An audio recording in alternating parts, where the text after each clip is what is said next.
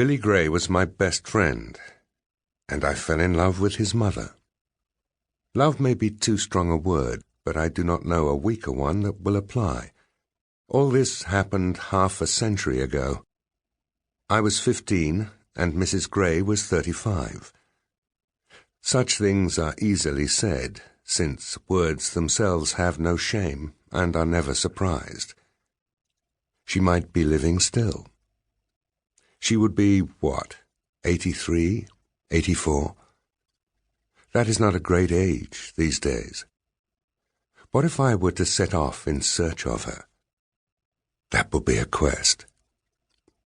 I should like to be in love again. I should like to fall in love again, just once more. We could take a course of monkey gland injections, she and I, and be as we were 50 years ago, helpless in raptures. I wonder how things are with her, assuming she is still of this earth. She was so unhappy then, so unhappy, she must have been, despite her valiant and unfailing cheeriness, and I dearly hope she did not continue so. What do I recall of her, here in these soft, pale days at the lapsing of the year? Images from the far past crowd in my head, and half the time I cannot tell whether they are memories or inventions. Not that there is much difference between the two, if indeed there is any difference at all. Some say that without realizing it we make it all up as we go along, embroidering and embellishing, and I am inclined to credit it, for Madame Memory is a great and subtle dissembler. When I look back, all is flux, without beginning and flowing towards no end, or none that I shall experience, except as a final full stop. The items of flotsam that I choose to salvage from the general wreckage, and what is a life but a gradual shipwreck, may take on an aspect of inevitability when I put them on display in their glass showcases, but they are random. Representative perhaps compellingly so, but random nonetheless. There were for me two distinct initial manifestations of Mrs. Gray, years apart. The first woman may not have been she at all, may have been only an annunciation of her, so to speak, but it pleases me to think the two were one. April, of course.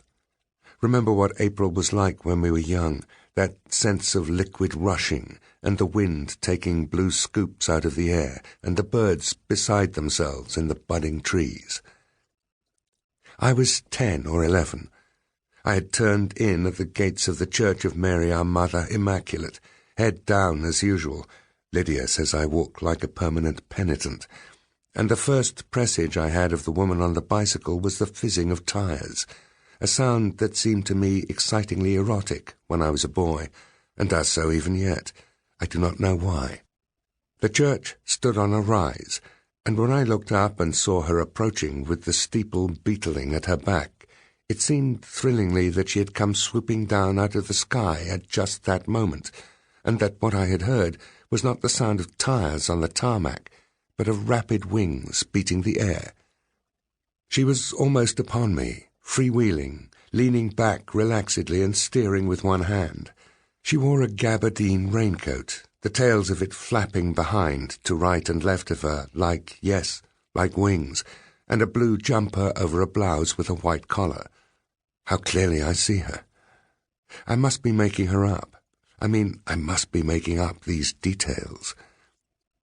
Her skirt was wide and loose, and now all at once the spring wind caught it and lifted it, laying her bare all the way up to her waist. Ah, yes. Nowadays we are assured that there is hardly a jot of difference between the ways in which the sexes experience the world, but no woman, I am prepared to wager, has ever known the suffusion of dark delight that floods the veins of a male of any age, from toddler to nonagenarian, at the spectacle of the female privy parts, as they used quaintly to be called, exposed accidentally, which is to say fortuitously, to sudden public view.